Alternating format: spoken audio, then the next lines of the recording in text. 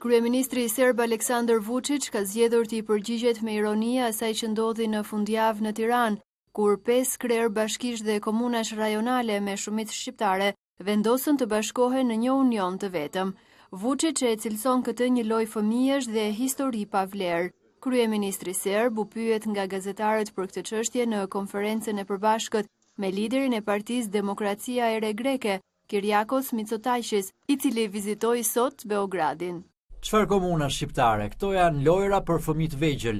Kjo është prallë për votuesit e tyre. Dhe çfarë bën ky union? Stampon flamuj dhe lapsa.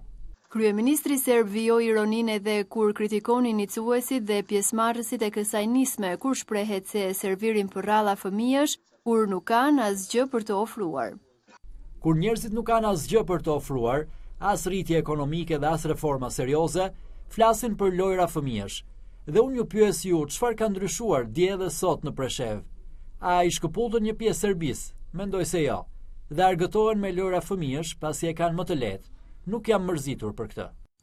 Për të ironisë, kryeministri serb shprehet se nisma të tilla nuk kontribuojnë në marrëdhëniet e mira mes vendeve të Ballkanit Perëndimor.